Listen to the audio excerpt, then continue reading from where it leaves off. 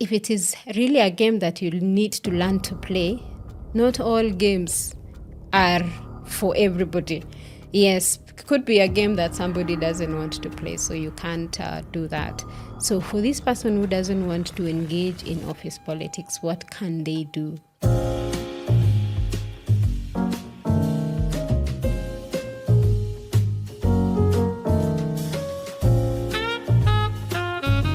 Hello and welcome back to the Sylvia Career Podcast, where we have conversations that matter. Today, before we continue into today's session, I would like us to recap what we discussed last time. And we talked about career and being in the level where you would like to transition to something else. And in that episode, I had a guest, and you can catch up and watch what it was about. It was much more of career and reaching to the point where maybe you would like to transition to something else, or you're wondering, what else can I do? So that session would be very good for you to reflect on your own journey, as we featured our guest Julie, who shared her life and how she transitioned from working in the NGO world and now wanting to do her own things. So back to today's conversation, we are talking about navigating office politics. I know this is a very hyped topic, and I'm picking up from a point where you asked me, the audience asked me, should we all try to play office politics? And my answer would be yes and no. It depends with who you are and what level you are in, if you really want to play that in that space. So it's not for everybody, contrary to what is known that we must all learn to play the game, because there are people who really are not inherently good, or rather they are not people who want to play in that game, because it involves a lot of things. There's a lot of energy, there's a lot of investment in terms of energy, and there's a lot of investment in terms of people. So there are people who are naturally not that kind. So it's not really meant for everyone, but those who learn to play it are able to advance in their careers well, and it's really walking that tightrope, and it's not everyone who is able to balance that out. So it is indeed a game, as many people say. However, there are parts that you can be successful without necessarily needing to play in that office politics. So what are the key points that you need to consider when you want to navigate the office politics? One is that you really need to know yourself, know who you are, who are you, so to speak. Because if you do not know who you are, then you would be trying to become somebody who you are not because you want to fit in. So you have to really know your values and your boundaries for you to play into the office politics. Because in other aspects, sometimes people are required to do what is not natural to them. For example, in other places, there are some people who advocate for you to play the extrovert even when you are introverted, and which may not be very good for everyone. So as an introvert, can you play into the office politics? Yes and no also, because some introverts are good at doing their work quietly, and others are able to balance out. They know when to speak and when not to. So if you know your energy, or rather you know your personality, you know your values, and you know your boundaries very well, then you would be able to balance that out well, and it will come out well enough for you to be identified, or rather to meet the requirements that you wanted to do. Let's take an example of maybe you want to lead a certain project that is up for grabs. And this project is everyone needs to compete, or rather there is a selection process that will go through. So how would you make sure that you get to lead that project, or even a promotion that is coming up and you want to be selected to be the one to participate in it. How well would you do that? So one key thing is preparation. And of course, preparation means know your craft too well and know exactly how far you can go. It doesn't mean that you stretch too much to the point of you getting burnt out because you want to play in a field that is not coming out naturally to you. So what happens in that case is you also build a rapport with people who are concerned. In that way, you would be able to speak for yourself, advocate for yourself in that space so that you can be selected in the process. Point number 2 is after knowing your strength, knowing your craft, how do you present and who knows what you're good at? Now, this is where meritocracy doesn't really work. It is who knows what you do. And if you're this kind of person who, when people are asked what you do, they're wondering, and who is that and what do they do? Is because you have left your personal brand unattended. You have not really actively worked on putting your name out there, yourself. You have not built yourself enough that if there is something coming up, your name would be top of mind of your leader or the allies or the people that are the people that have the authority. So in other words, for you to really be successful in that, you need to build influence directly and indirectly. So how do we build influence directly and indirectly?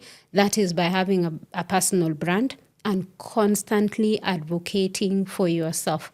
Speaking about advocating for yourself, I did, there's an episode that I did previously on self-advocacy, so you can check that out for you to learn more on the self-advocacy. So politics in the office is not necessarily the politics as we know out there, not the political parties. It is just knowing who has authority and who has the ear of the person who is the key decision maker in something. And also identifying who are the gatekeepers, because in every organization, when you know the hierarchy, there is always the hierarchy of influence.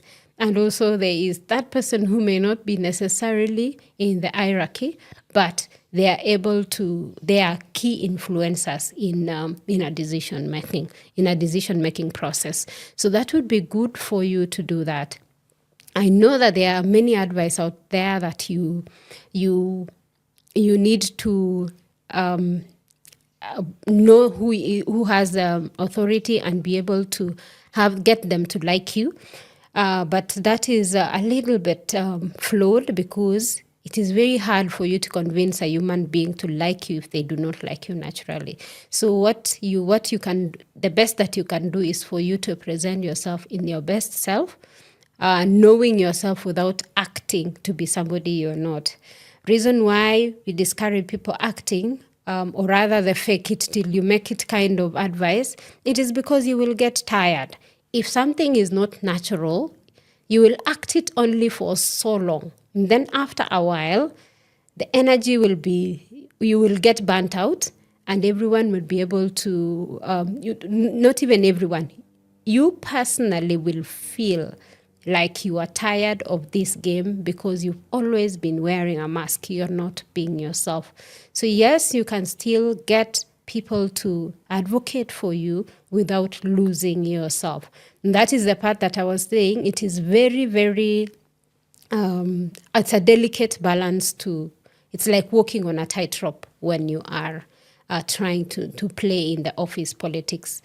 So on that note, if you are a person who does not know how to act things, then definitely that is not for you. But there are other possible ways that you can do, which is authentic without necessarily pretending to be somebody you are not. As I said earlier, that faking it, you will only get tired. But this is what works. If you desire to hired into a position or to lead a certain project, the way I said earlier, then you embody that person. Who do you want to become? Would you build yourself into becoming that person before even the opportunity arises? Then that way, you would have people speak for you without necessarily having to actively engage in the draining acting, or rather faking till you make it. So an embodiment of that role which you desire starts the moment you know in your heart of hearts that this is what you want to do. So because generally people who are playing office politics is because they want to advance in their career, they want to get that promotion, they want to lead in a certain, they want to get that leadership position, but they really do not need to act in a manner that is going to drain their energy. So as I said, that you need to embody who this person is like, so that if an opportunity is arising, then you will be in top of mind. That shows that the kind of politics you will be playing is you influencing by doing it naturally without necessarily acting. So another point on playing successfully in the office politics is, are you this kind of person who delays taking action because they feel they are not ready? Are you the kind of a person who, when they are given an opportunity to lead on something, you say, let's so and so do it? Are you this kind of a person who prefers to stay behind the scene, not raising their hands because they believe that their work speaks for them? Are you this kind of a person who is always waiting to be spoken for in everything? They are not taking their first step in advocating for themselves. If you are that person, I have some news for you. Whatever we've talked about is commonly referred to as self-sabotage. And in this book, we have broken down the things that make people hesitate in taking action. For example, one of the things that many people participate in is procrastination. It is a self-sabotaging behavior, waiting to be ready, always planning as an excuse not to do. So in this book, we have talked about imposter syndrome as part of self-sabotaging behavior, and we have also spoken about being a people pleaser, and we've also spoken about not advocating for yourself, thinking it is bragging or wanting to be seen. And also we have also talked about that we should stop waiting for permission before we take action, because that is self-sabotaging behavior. So should you need a copy of this book, I will put the details on the description notes. Thank you very much. Getting advocate for yourself. Getting advocates for yourself, meaning it has to start from you. Who do you know that can support you? And that means you build an alliance with people, key decision makers. And how do you build an alliance? You raise your hand to do those things that are impactful. If there is an opportunity and they're looking for someone to volunteer to do something, you can raise your hand, and that way it gives you the exposure, and it also helps you to get to know people. So that is all networking authentically and in a more natural way than just trying to go speaking to people with intention of getting something from them. You cannot afford to be transactional if you want to be successful in your corporate career. Yes, there are people who do that and it works for them at that point, but then after that, you pulled a framework, it worked for you, but because it was acting for that time, you will go back to your natural setting, and that way you might fail terribly, and hence you will fail, meaning that you will not be successful. So when the next opportunity is available, nobody would pick you because they would know that you are not that which you acted to be. That's the disadvantage of faking till you make it, by the way. So instead of that, you build yourself. So that means you have to develop yourself into who you want to become. So in other words, you have to dig deep into your personal values. Who are you really, without putting in consideration what you want? So that way you would be somebody who is naturally, or rather is genuinely looking to advance and genuinely is looking to make an impact. So other aspects of navigating the office politics is yes, getting people to like you without losing yourself. I know that is a very hard thing to say, because if you are to get somebody to like you, that means you would be able to be in their good books, and that is not very easy. Why? Because human beings are free thinkers. We cannot put you into a certain box and expect you to behave in a certain way for so long, yet you have your own mind. So if getting a person to like you means you become coachable. So when you become coachable, is you be somebody who is ready to learn a new thing. Allowing yourself to be guided is part of being coachable, and allowing yourself to be in alignment with those people that are also have the same values as you. That way you would not be trying to be somebody you are not, running away from your own values, because at the end of the time you would be so burnt out and you will be tired. So you would not be able to keep up because you are not in integrity with who you are. That is by trying so hard to become somebody else because you want to be liked, and not being your natural self. So being in your natural state, there are things that you would do and there are things that you wouldn't do. So that means here is you have your own boundaries that you are protecting. So an example, if there is a leader whom you would like to have their attention, or like you want them to sponsor you on something, then you would be able to communicate your boundaries clearly, and you would be able to know their own boundaries clearly. That way everyone will keep it in check and balance, so that none of you will feel aggrieved, or none of you will feel like they are doing what is not naturally them. So in that part of communicating boundaries and keeping them means you need to be sure that these are your non-negotiables. Yes, and the non-negotiables are those that no matter what, you are not going to change your mind anytime soon, and you're not about to drop who you are so that you gain that which you're looking for. Yeah, as I said that, yes, you might fake that, get what you want, but you cannot sustain. Whatever, sustainability is built on identity, and it is also built on your values, and it's also built on your boundaries that you have as a person.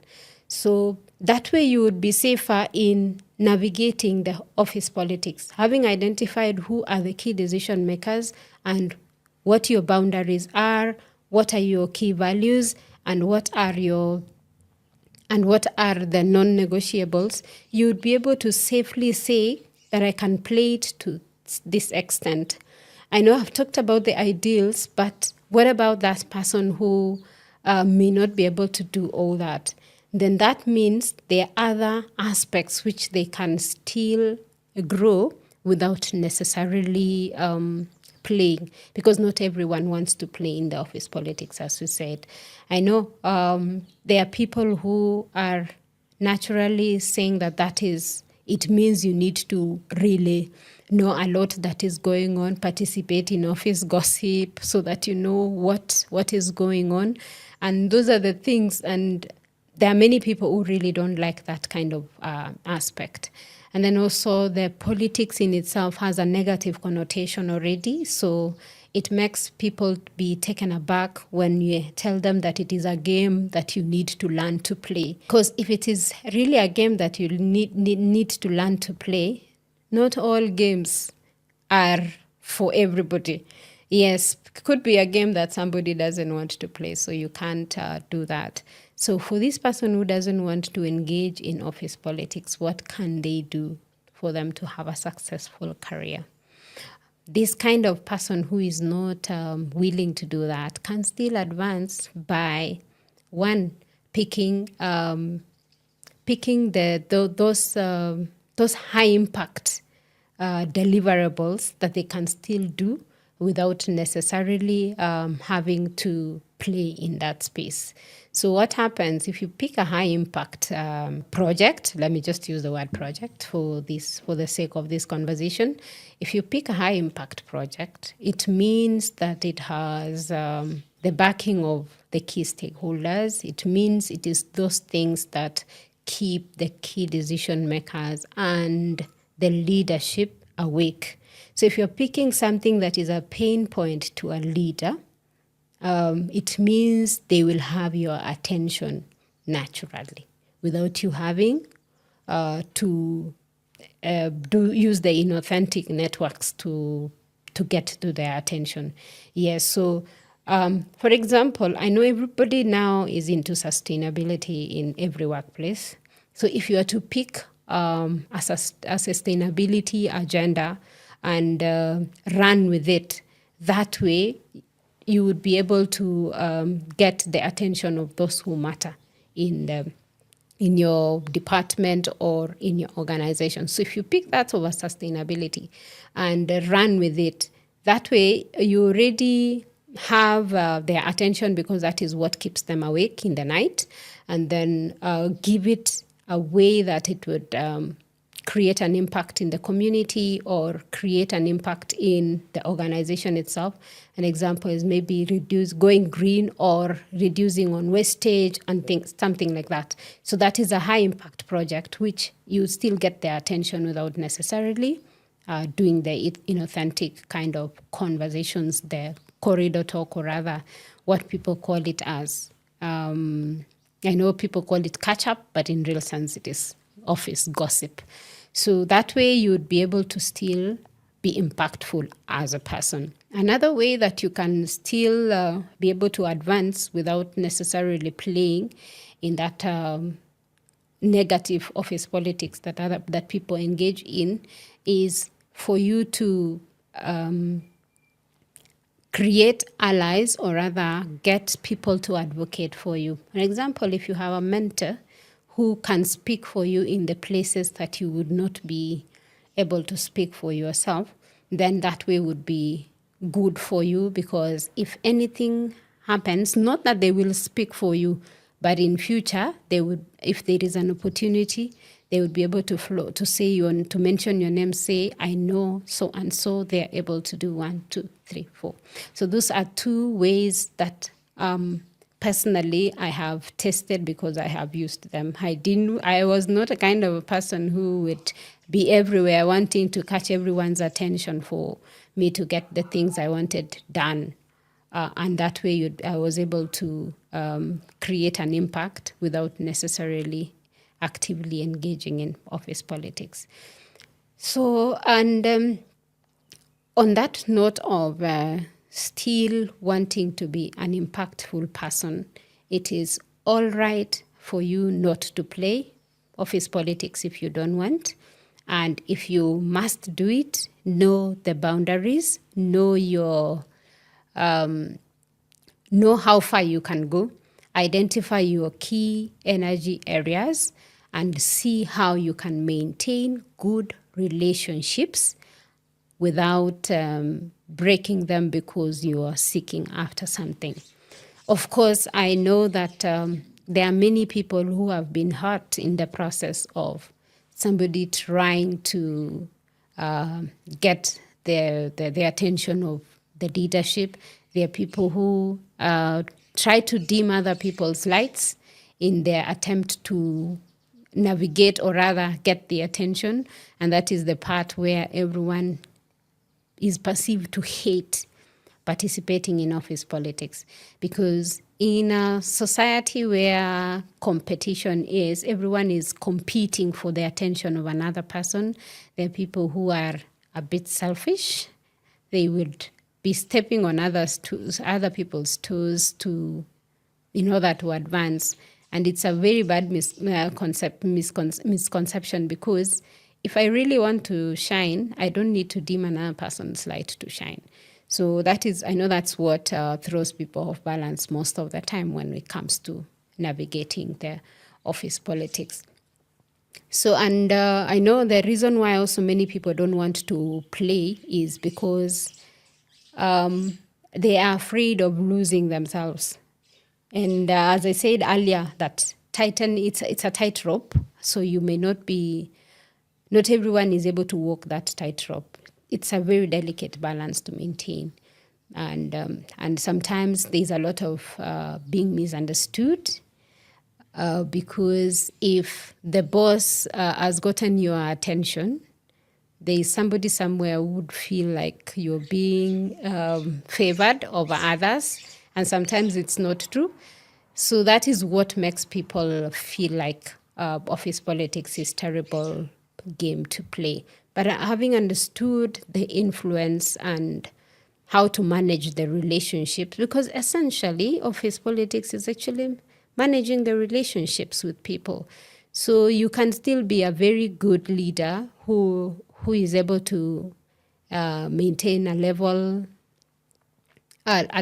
high level of integrity in the corporate world without necessarily affecting other people, without necessarily having to hurt others, and without necessarily losing themselves, without necessarily not keeping boundaries, and without necessarily having to look like you're fighting for space, because it is a scarcity mentality that makes people feel like there's always need to compete for things.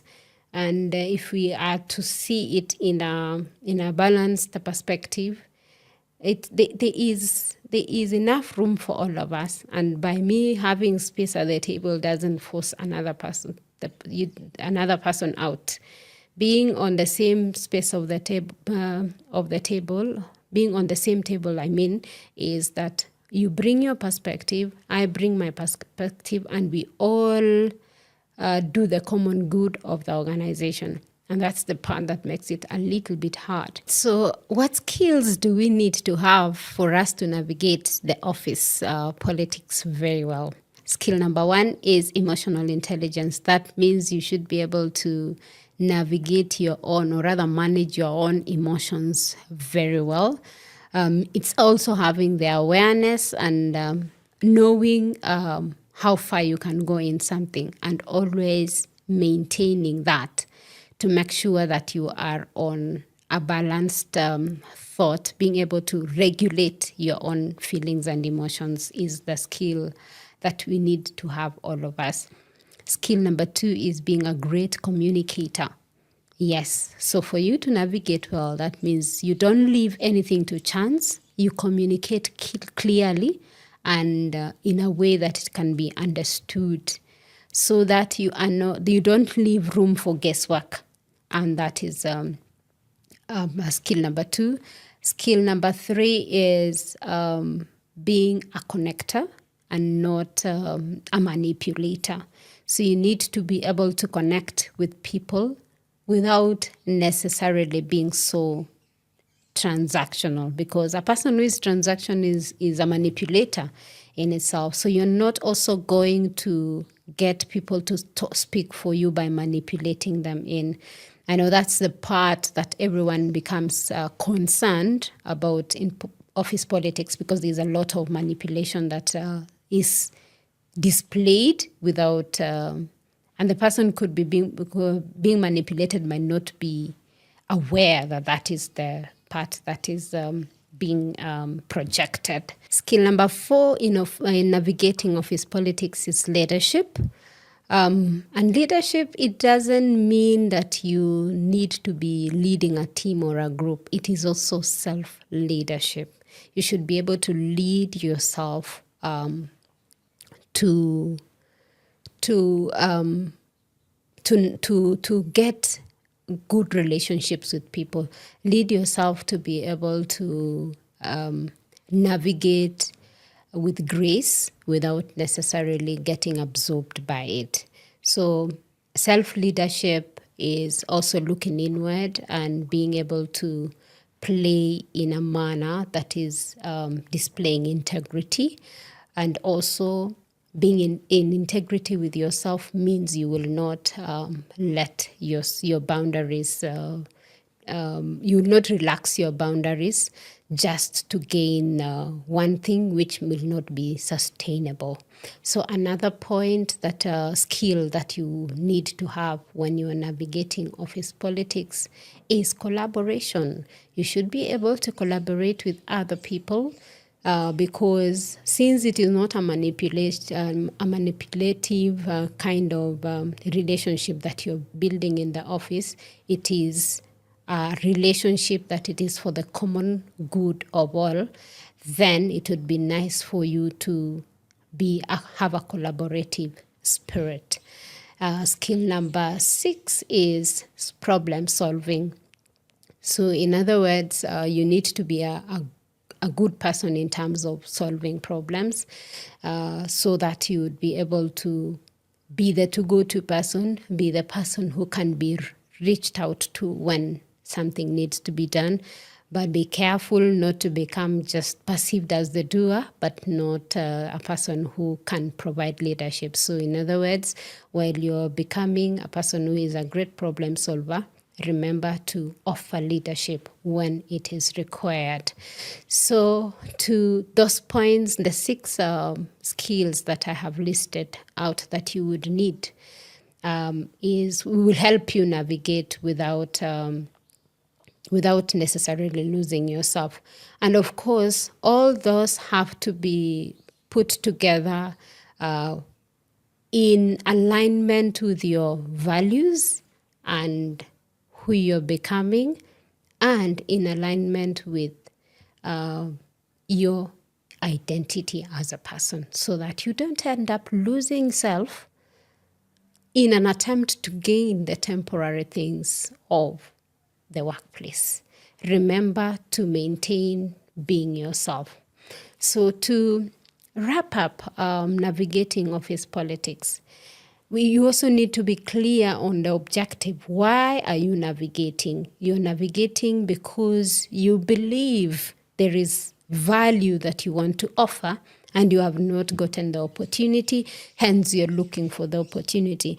And also in that sense, you will not be acting selfishly, but acting in a way that is going to benefit your colleagues and the organization that you are in, and also creating an impact beyond the work that you do, so that at the end of the day, you're building a legacy on what kind of a person you are. So in navigating, you really don't need to do things for the sake of it. So if your heart is fully not immersed in what you're doing, then you have no business in wanting to advance. Another aspect, something to put in mind while navigating the office politics apart from the goal, is remember the objective is also to grow. So in growing self, you should consider that you're also growing others. By the way, each time you give, you receive better. So it is good that when you're navigating, have other people's in mind, so that you are not just going alone and wanting to benefit all the benefits unto yourself.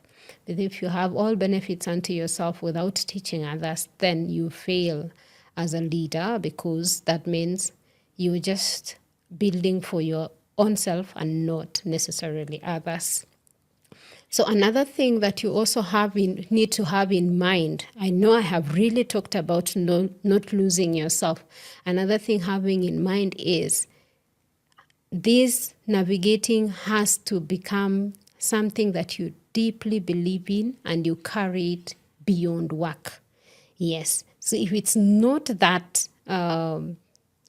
impactful for your life now and future and the lives of others, then you have no business just getting into that space, because then so what? You will get tired doing it. You will have gained something temporal, and in future, or rather, it's not sustainable. So I know that whenever somebody wants to get something for others, it always gives them fulfillment. And others will never forget what you did for them while you were helping at one point. Remember, we are all responsible for others. Apart from being responsible for ourselves, we are also responsible for others. So that is it from the Sylvia Correa podcast. I can't wait for the next episode. Thank you so much.